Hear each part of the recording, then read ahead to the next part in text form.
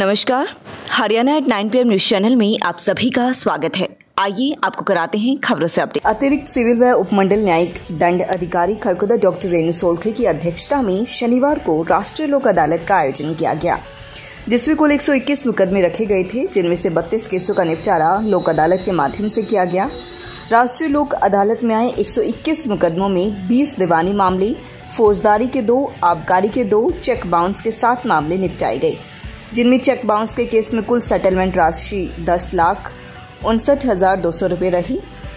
इसके अलावा ट्रैफिक चालान के 49 मुकदमे रखे गए, जिसमें एक चालान में 800 रुपये का जुर्माना वसूला गया। लोक अदालत में कुल सेटलमेंट राशि 10,60,400 रुपये प्राप्त हुई। सिविल जज डॉक्टर रेणु सोलखे ने कहा कि राष्ट्रीय लोक अदालत का लाभ उठाकर आसान व सुगम तरीके से मुकदमों का निपटारा करवाया जा सकता है। वादी व प्रतिवादी बार बार न्यायालय में आने से बच जाते हैं।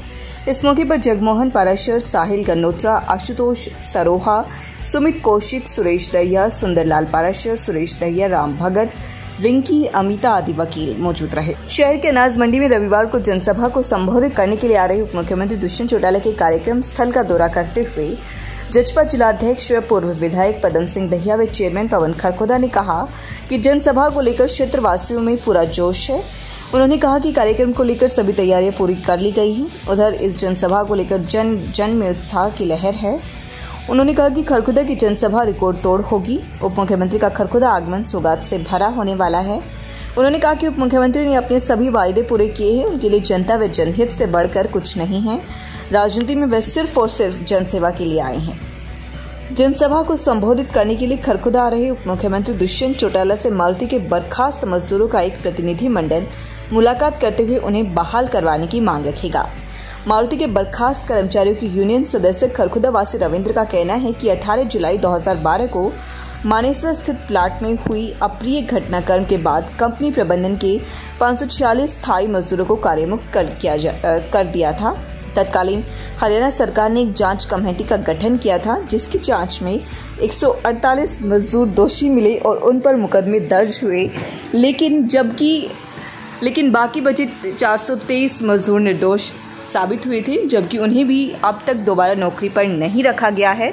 ऐसे में मारुति के पूर्व कर्मचारियों की तरफ से उप मुख्यमंत्री से मिलकर नौकरी बहाली की मांग रखी जाएगी। नमस्कार साथियों, मैं जननायक जनता पार्टी का एक छोटा सा सिपाही, आपका भाई पवन खरखोदा, आपको एक बहुत ही महत्वपूर्ण जानकारी साझा करते हुए मेरे को बहुत ही खुशी हो रही है कि एक हफ्ते पहले भी माननीय उप मुख्यमंत्री हमारे दुष्यंत चौटाला जी से मैं मिला था। मेरी बात हुई थी कि भाई मारुति भी जल्द ही अपनी पोजीशन लेना चाह रही है और उन्होंने अपना एक लेटर भी इशू कर दिया है।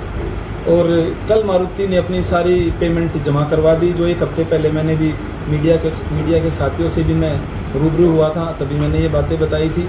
और मारुति के जो MD हैं भार्गव जी, उन्होंने स्पष्ट एक लक्ष्य निर्धारित किया है कि 2025 तक हम खरखोदा के मारुति के प्लांट में 2.5 लाख व्हीकल हम बना चुके होंगे।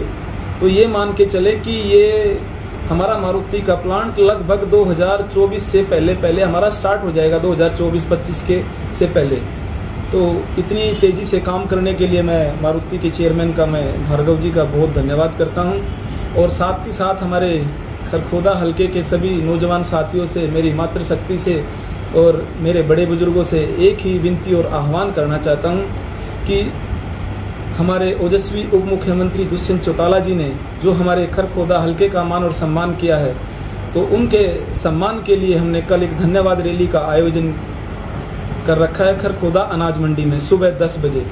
तो मैं सभी साथियों से, सभी लोगों से विनती और आह्वान करता हूं कि ज़्यादा से ज़्यादा संख्या में अपने भाई, अपने बेटे दुष्यंत चौटाला जी को आशीर्वाद दें। भाई पवन खरखोदा को मजबूत करें। आपका भाई, आपका बेटा हूं, आपके बीच में रहता हूं। शहीद दलबीर सिंह राजकीय महाविद्यालय पीपली के रक्षा अध्ययन विभाग की तरफ से शैक्षणिक भ्रमण का आयोजन किया गया, जिसमें भ्रमण के लिए महाविद्यालय के 62 विद्यार्थियों ने भाग लिया। इस दौरान विद्यार्थियों ने वायुसेना संग्रहालय व नेशनल वॉर मेमोरियल का दौरा किया। विद्यार्थियों ने वायुसेना संग्रहालय के भ्रमण के दौरान पाकिस्तान से छीने गए टैंक को देखा व भारत देश के वॉर हेड के बारे में जाना, जबकि वार मेमोरियल में रेंज गेला 1962 कारगिल विजय के हीरो की विजय गाथा सुनी। विद्यार्थी देश के वीरों की वीरता की कहानियां सुनकर काफ़ी प्रेरित हुए। यह भ्रमण विद्यार्थियों के लिए शैक्षणिक रूप से काफ़ी ज्ञानवर्धक रहा। रक्षा अध्ययन विभाग के विभागाध्यक्ष डॉक्टर योगेश बाजवान भ्रमण प्रभारी के तौर पर विद्यार्थियों के साथ गए व साथ ही भूगोल विभाग के विभागाध्यक्ष जगवीर सिंह और सुधीर लैब सहायक ने भी सहयोग दिया। शंभू दलाल शिक्षा सदन खांडा में 9वीं जिला स्तरीय स्कूली कराटे प्रतियोगिता का आयोजन किया गया, जिसमें 19 स्कूलों के 270 खिलाड़ियों ने हिस्सा लेते हुए अपनी खेल प्रतिभा का प्रदर्शन किया। प्राचार्य सत्यदेव पाराशर ने प्रतियोगिता का शुभारंभ किया। उन्होंने कहा कि जीवन में खेल एक अहम हिस्सा बन चुका है। अगर आज का व्यक्ति अपने स्वास्थ्य के प्रति सजग रहना चाहता है तो उसके लिए खेल को अपने दैनिक जीवन में डालना बहुत ज़रूरी है। दैनिक जीवन में खेल गतिविधियां होने से शरीर तो स्वस्थ रहता ही है, वहीं मानसिक विकास भी होता है। प्रतियोगिता की अध्यक्षता ग्रामीण उत्थान मंच अध्यक्ष हरिओम कौशिक ने की। प्रतियोगिता के लड़कियों के वर्ग में अंडर 12 के 35 किलो भार वर्ग में सुहाना ईश्वर इंटरनेशनल स्कूल प्रथम रही। अंडर 12 आयु वर्ग के 35 भार वर्ग में तान्या प्रताप स्कूल प्रथम रही। अंडर 14 आयु वर्ग 42 में जानवी सरस्वती स्कूल राई प्रथम रही। वहीं सीनियर वर्ग की अंडर 17 आयु वर्ग में शिवानी सरस्वती स्कूल राई ने स्वर्ण पदक अपने नाम किया। लड़कों के वर्ग में 45 किलो में सनी वीर स्पोर्ट्स अकादमी गोहाना ने प्रथम स्थान पाया। अंडर 14 35 किलोग्राम में शुभम पहला स्थान पाया। इस मौके पर सोनीपत कराटे महासचिव अनिल भारद्वाज, टेक्निकल डायरेक्टर विकास बडलान, वीरभान सिंह, जगमेंद्र पांचाल, सुधीर, कुलदीप वत्स, विकास, मुकेश, राजेश कुमार मौजूद रहे। ग्रामीणों का आरोप है कि बीते वर्ष तालाब की सफाई करने के बावजूद उसमें साफ पानी नहीं भरा गया, जिससे ग्रामीणों और विशेष रूप से पशुपालक परेशान हैं।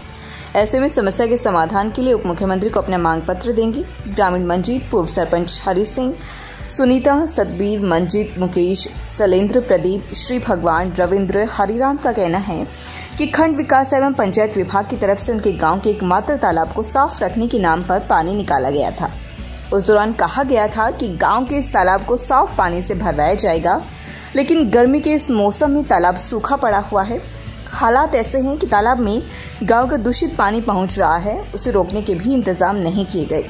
ऐसे में गांव के पशुपालक सीधे तौर पर परेशान हैं। ग्रामीणों की माने तो वह मामले को लेकर कई बार बीडीपीओ कार्यालय में भी जा चुके हैं, लेकिन सुनवाई नहीं हुई है। अब गांव के इस तालाब में साफ पानी भरवाने की मांग उनके द्वारा रविवार को खरगोदा में होने वाली जनसभा को संबोधित करने आ रहे उप मुख्यमंत्री दुष्यंत चौटाला के समक्ष रखी जाएगी। मोहम्मदाबाद निवासी ग्रामीणों की तरफ से रविवार को खरगोदा आ रहे उप मुख्यमंत्री को मांग पत्र सौंपकर गांव के तालाब के लिए साफ पानी की मांग की जाएगी। भाई साहब, ये देखो, ये गांव के नागरिक हैं और ये हमारा तालाब है। देखो क्या बुरा हाल हुआ पड़ा है। ये देखो, गंदे पानी कोई वो नहीं है व्यवस्था। गर्मियां महीना है, 1 लाख गाँव में तालाब है, कोई सरकार सुनवाई नहीं कर रही। पिछले 2 महीने से जोड़ खाली होने के बाद भी कोई भी सुनवाई नहीं हो रही है। ये हमारे गांव के भाई हैं, एक बार ये बता देंगे। बोलिए मंजित भाई। हाँ भाई जी, सही कह रहे हैं भाई। गांव में डांगर तसाए मर रहे हैं, गर्मी का टाइम है, बीमारी फैलना सड़ंगा है पानी सारा मेरे यार। OR1 उत्तर भारत का एकमात्र आधुनिक एवं 3D 4K कैमरा तकनीक वाला ऑपरेशन थिएटर कॉम्प्लेक्स अब सोनीपत के टुलिप हॉस्पिटल में। 3D 4K कैमरा की विशेषताएं। 3D 4K कैमरे से ऑपरेशन करते समय शरीर के अंदरूनी अंग व नसें बिल्कुल स्पष्ट दिखाई देती हैं, जिसकी वजह से सर्जरी सटीकता एवं कम समय में होती है।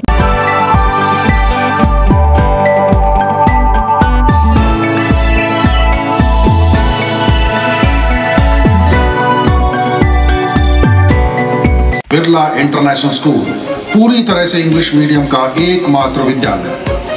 बिरला इंटरनेशनल स्कूल 7 एकड़ कैंपस में digital classroom, physics lab, chemistry lab, maths lab, geography lab, computer lab. लगातार खबरों से बनी रहने के लिए चैनल को लाइक, सब्सक्राइब और शेयर जरूर करें। धन्यवाद।